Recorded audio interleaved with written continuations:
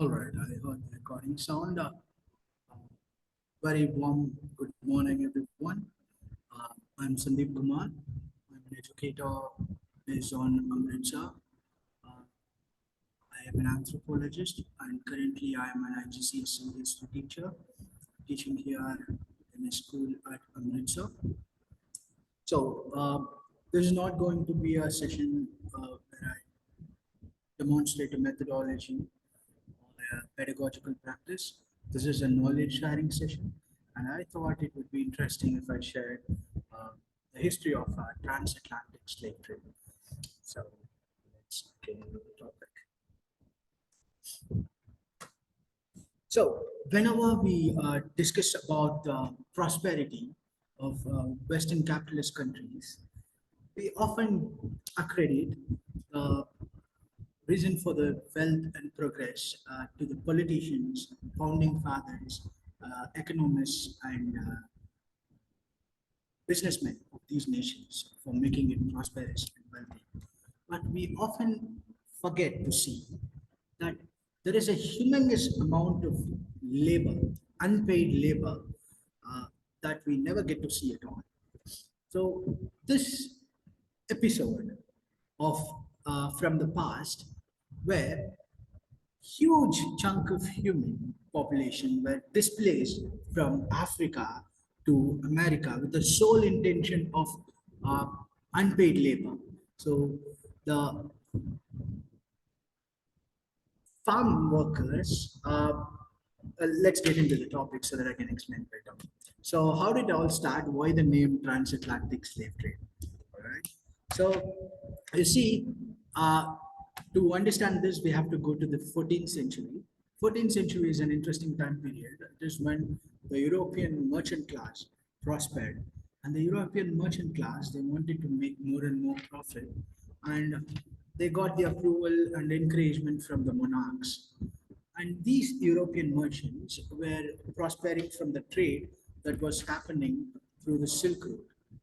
So you look, I assume you can see the Silk Route here.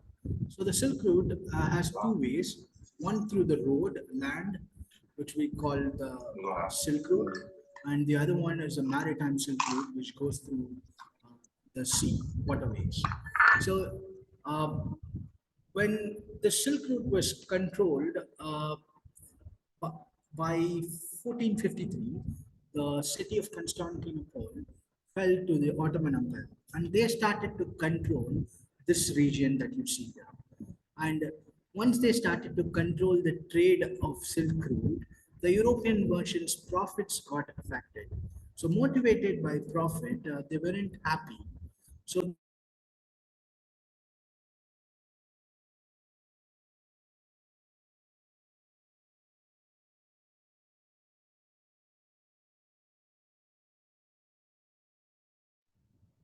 started to So, motivated by profit, these European merchants wanted to find a different route to continue the trade.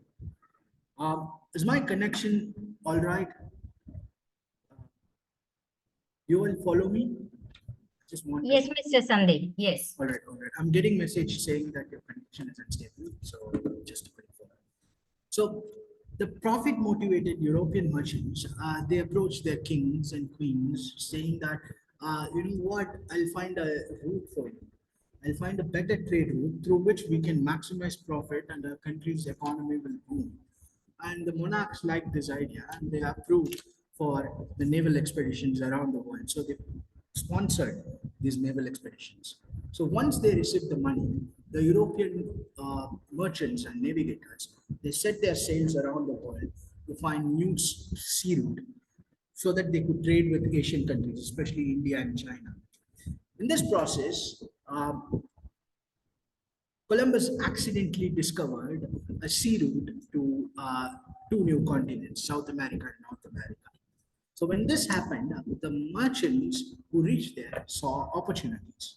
So they saw a gullible population, the natives, who were not so advanced in terms of firepower, weapons. So they thought we can easily enslave these people, and exploit these resources. So they sent the word to Europe, and more merchants came along with military might. They suppressed the people and they committed genocide in the American continents, both the continents. And by periodical genocide, they got huge control over resources and land that existed in these continents. Once they got land, they encouraged, they started settler colonialism. So what is that? See, once the colonial powers got the land, they invited more and more settlers back from their home, which is Europe. From European countries, more and more settlers came and settled in these settler colonies. So they started settling in these regions. And once they started settling in these regions, they established farmlands. And again, motivated by greed, they wanted to cultivate cash crops such as tobacco, sugarcane, cotton. These cash crops had huge place in the market, and the merchants promoted these cash crops. And however, to cultivate these cash crops, these crops are labor intensive, which means you require more manpower to cultivate and make profit out of these crops. So they required manpower, they required labor.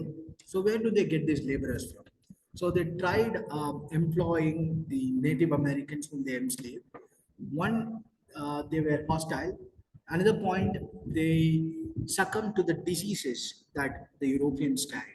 So they were not much resistant to the diseases that the Europeans carried for years, and they succumbed to these diseases, and they were not able to work efficiently as per the expectations of the European merchants and the colonial settlers. Now, they were looking for an alternative. They cannot shift the European manpower here because Europe needs manpower as well. So all the merchants set their eyes towards Africa. You see, in Africa, for a long time, slave trade was a common thing. And these slaves were usually prisoner of war. Let's say I'm a king, I defeat a kingdom. The soldiers who oppose me will be prisoner of wars. And I sell them as slaves, and people bought them as slaves. And that is how slave trade continued in Africa. And European merchants approached these rulers and slave traders for slaves. And in exchange for slaves, they offered the slave traders firepower, uh, rum, and manufactured goods. Uh, so once they got this new weapon, they were so accustomed to the weapon that they wanted to use it more and more. And let's say, there are two kingdoms, Kingdom A and Kingdom B. Kingdom A received a lot of firepower from the Europe. Uh, Kingdom B will be at a disadvantage. So, Kingdom B also wanted to militarize, advance their arsenal. So, they also started to approach the European merchants, and the European merchants approached them as well, and they exchanged weapons as well. So, now Kingdom A and Kingdom B, which were rivals in the past, they started fighting together. Against each other. In this process, whoever lost were sold again as a slave to the European traders. So initially, when the African slave trade, the slavery was a byproduct of war. Whenever there was a conflict, they got slaves. But now they have a huge market. So they started waging war just to capture more and more slaves. So motivated by power and greed, the European merchants, as well as the African ruling class, they targeted their own tribesmen, uh, enemy tribesmen, and also they ventured into the other places, other countries of Africa, other nations and kingdoms of Africa, just for the sake of capturing more and more slaves. And once these people were captured, they'll be tonsured, which means their hair will be shaved off so that they will not get any lice or infection. And then they'll be branded. There'll be a brand which will be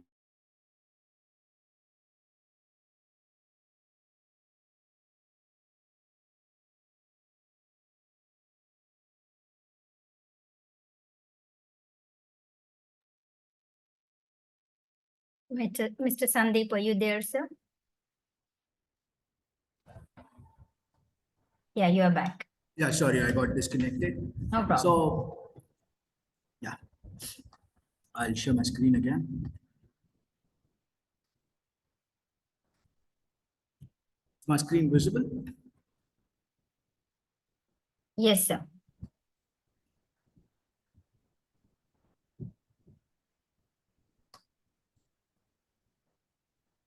Yes. So once they were captured, they were separated from their family, from their own kin group, from their ancestral homeland, and then they were sold into slavery. They were chained, they were dehumanized, they were branded. Yeah, I was talking about branding. They'll have an iron piece with initials in them, and these iron piece will be heated, and then it will be stabbed upon them so that they'll have a mark of that initial on them so that they could identify whose slave that person was or that person is. And they also cut off the ears of the slave, and they kept them as tokens or receipt for slave for to identify that I bought this slave. So many cruel practices happened during this slave exchange. This is just happening in Africa. They haven't been deported yet. And once they reach the dock, they'll be packed together in the lower deck of the ship without any facility, with poor sanitation facilities.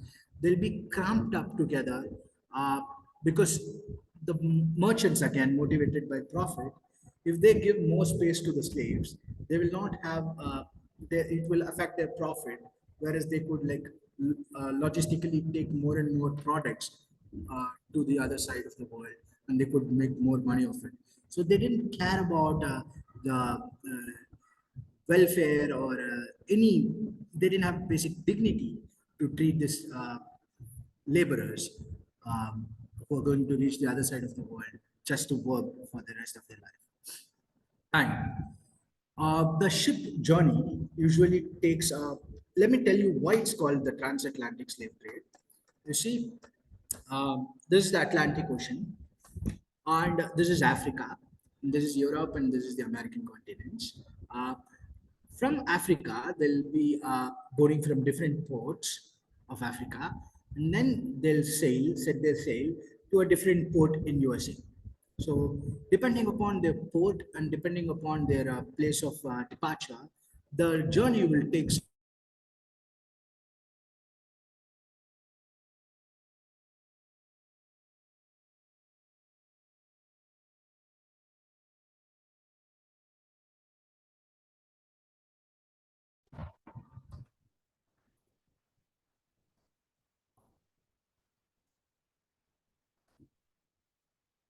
Am I audible? Yes, sir. So, depending upon their uh, place of departure, the journey will take somewhere around 30 to 90 days for them to complete the journey. And in this process, around 20% of the slaves died during the voyage. Before even reaching the land where they were going to work, they died during the boarding. And this also caused a loss in the lives. And also, people got sick because of poor sanitary conditions that existed in the ship. So once a person got sick, in order to avoid from that person to spread the disease to other person, to avoid that situation, the captains ordered the diseased person or the infected person to be thrown out of the deck. So they were thrown out of ship right into the ocean just for getting sick. And out of all this, if a person survives and if he or she reaches Africa, again they'll be branded and they'll be sold into slavery. And they'll continue to work for inhumane hours, and they were forced to reach more and more children.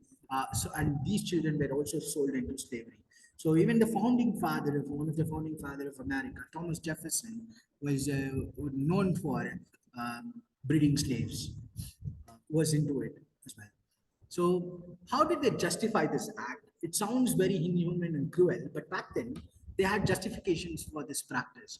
Uh, so the European side justification was they believed that Europeans were a superior race and the Africans were an inferior race. So they were not considered as equal humans. So, like cattle, they can be sold or bought, is what they believe. Also, there was a religious touch to it because both the African traders and also the European traders, they both practiced Abrahamic religions. In the Abrahamic religions, in both the religions, uh, you cannot sell someone or enslave someone who practices the faith. So they targeted people who were not belonging to that their religion, and they found it they're not they're just disbelievers. So it is okay to sell them as commodity, and this continued. This also allowed them to justify their act through scriptures to continue to do so. Initially, however, the slaves were criminals, offenders, and prisoners of wars. But later on, they started targeting innocent. For 3 centuries, this continued exactly from the 1500s, the 16th century, till the 19th century, which is 1800s. To be precise, till 1867, this slave trade was in act. So during the slave trade, we saw the losses, but also the slave trade also caused a huge effect, which is going to change the politics and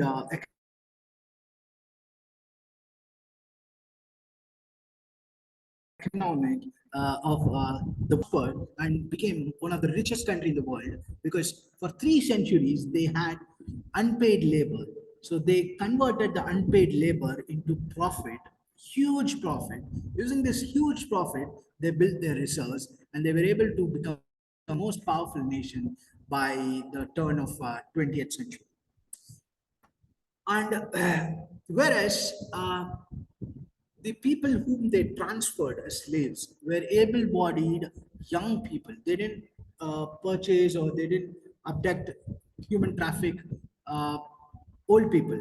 They didn't target disabled people, physically unfit people. They were looking specifically for people who could work day and night.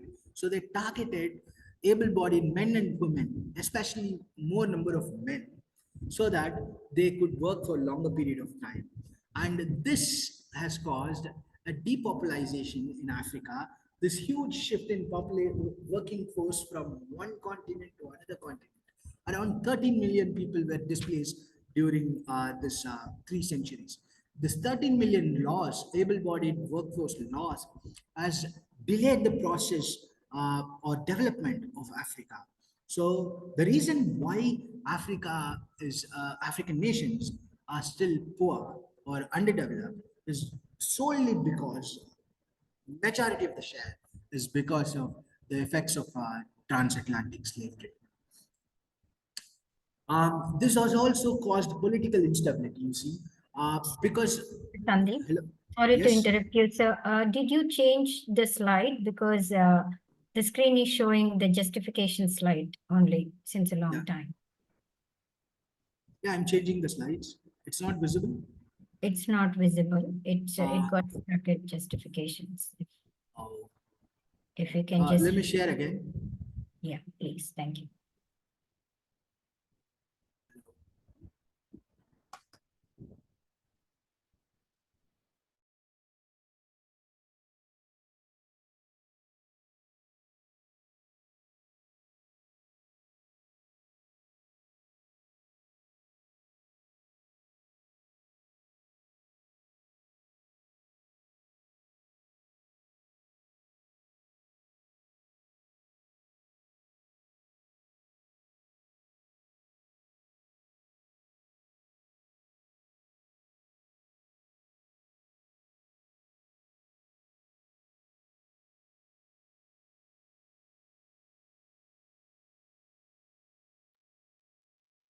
Mr. Sandeep, can you hear me? Are you there?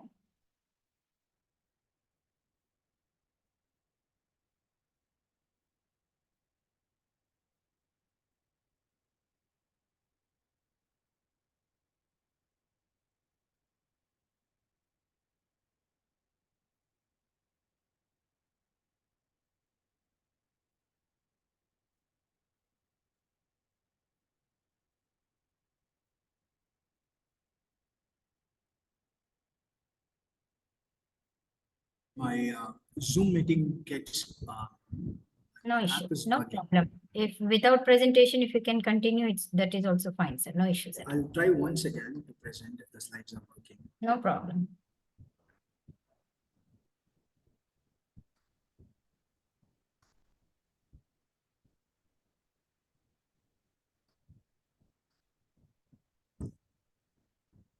Is it visible now? Yes. Yeah. Yes. So the demography of Africa changed because of the transatlantic slave trade. Um, At one point in the middle of 19th century, the transatlantic slave trade was abolished. And after the abolition of transatlantic slave trade, the kingdoms that were engaged in constant warfare due to supply slaves, they impoverished because their economy was based on slave trade. Because that's how they functioned for 3 centuries. And now they cannot sell slaves, and also they lost significant number of men and women to sell as slaves.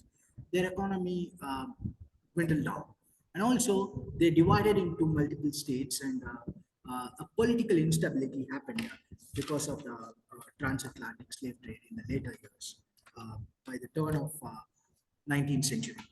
So by the turn of 19th century, uh, the European, the African political instability and the social institutions that used to exist trembled down. So this caused an opportunity for other powers to come and colonize. Guess who colonized Africa again? So it was the European merchants again, came and colonized, and again motivated by profit and greed, they continued to exploit African resources as well. And lack of manpower and huge shift in demography impoverished Africa. And the conflicts that the current day conflicts that we see in African countries are hangover of the transatlantic slave trade. And then not just in Africa, but also in America, it created a huge population shift, which this new population, the African Americans, were treated uh, unfairly, discriminated, and they weren't allowed to participate or represent politically. They weren't empowered socially or economically, and this socioeconomic disparity between the two groups caused the African Americans to be pushed them to the lower strata, and even till now they are struggling for equality and equal representation in the American nation. So yes, that's it. And these are the books I use for the reference. And I would like to have a healthy discussion. If you have any questions or if you want to discuss anything, kindly ask me. Thank you, Mr. Sandeep Kumar. Audience, Mr. Harpreet and Mr. Nagarajan, sir. If you have any questions, unmute yourself and you can ask the questions.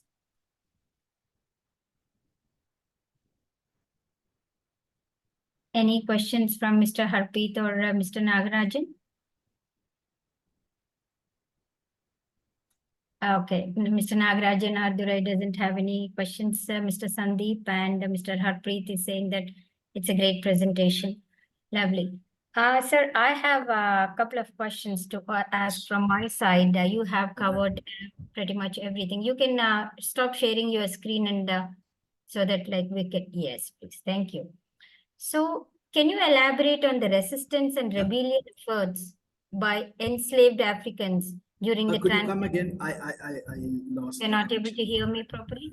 You're Yeah, not? could you repeat the question again? Yes. Can you elaborate on the resistance and rebellion efforts by enslaved Africans during the transatlantic slave trade era? All right. So Did they what happened rebel? was, Yeah. yes.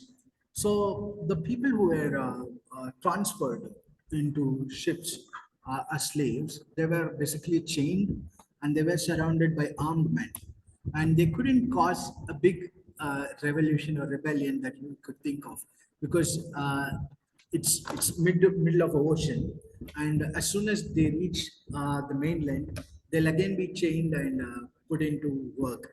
And if they talk back, they'll be whipped. If they do anything, even questioning the authority of their master, they'll be killed. So lynching was common, just to have that power over the slaves. But still, attempts were happened throughout the period. But it didn't end well for the individuals. And the slave masters and the traders made sure that they didn't unite together. And also, these African slaves who were transported were not from the same region. They were culturally, linguistically different. They were just from one continent, but they could be a Somali, they could be a Nubian, they could be a person from Kenya. So all these people spoke different languages, and they weren't able to unite or form a strong rebellion against the slave masters. And plus, they were unarmed and emotionally and physically abused. So they didn't have any chance of actually rebelling against. But they showed their resistance in the form of not eating uh, and starving themselves. Some even committed suicide by jumping off the boat or even by other means, so that they cannot be enslaved, that they don't conform to this slave trade. So such things happened, but there was no great rebellion, not during the slave trade from the slavery. I hope that answered your question.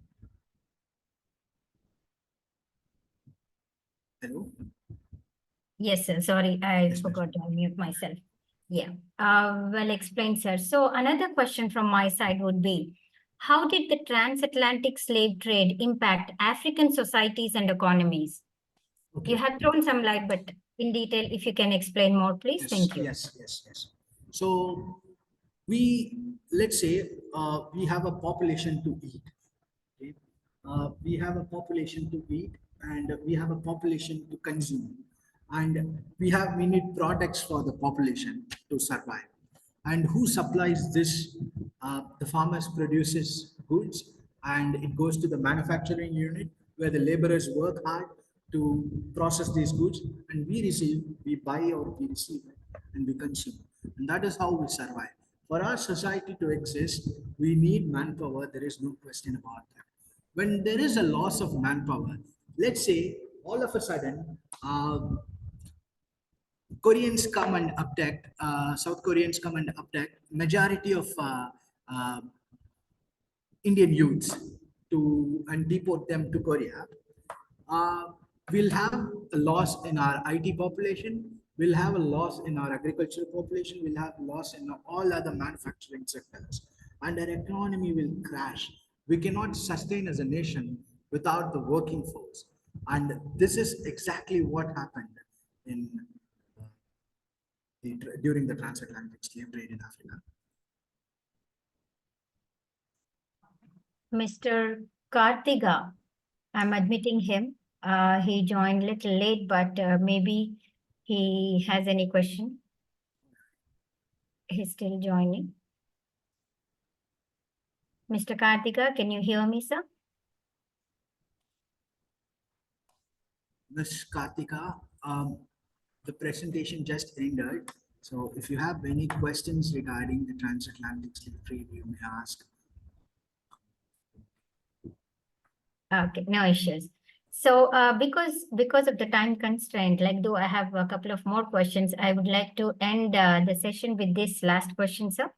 Yes. Could you discuss any ongoing efforts for reparations or reconciliation related to the transatlantic slave trade?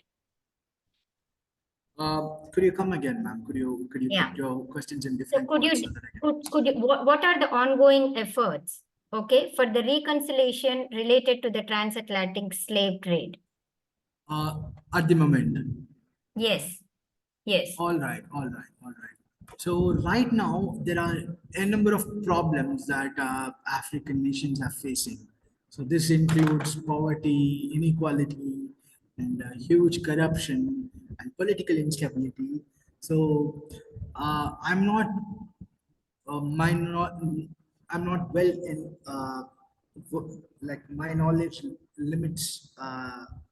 Knowledge has a limitation when it comes to the current efforts to mitigate the effects of transatlantic slave trade. But from what I'm guessing, until these issues are resolved, it's really difficult to mitigate the aftermath or effect that the African nations are facing. But I'm really not sure. I need to read on it to answer that. No problem. No problem. One last question. Yes. How can understanding the history and impact of the Hello? transatlantic... Yeah, can you hear me? Hello. Can you Uh, hear me? Yes, now I can hear.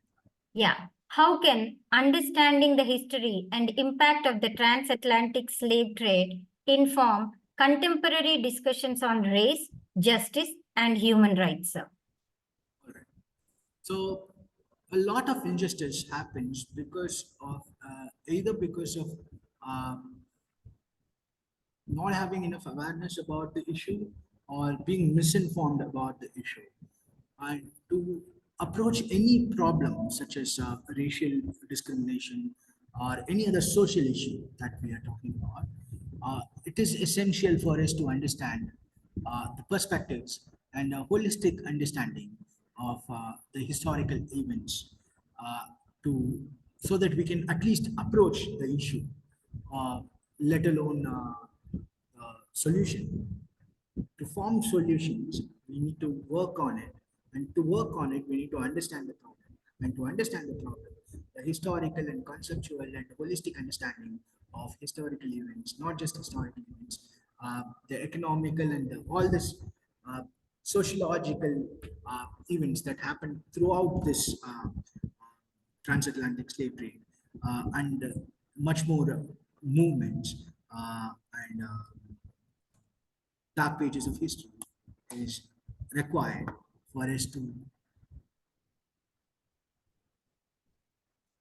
formulate or form a base to mitigate such problems that we face now. Okay. So, Mr. Sandeep Kumar, thank you for the talk and for patiently answering all the questions, sir. Some were repetitive too. We also thank the audience for participating in the event, and we will end the session now. Have a great day. Thank you. Thank you for the opportunity.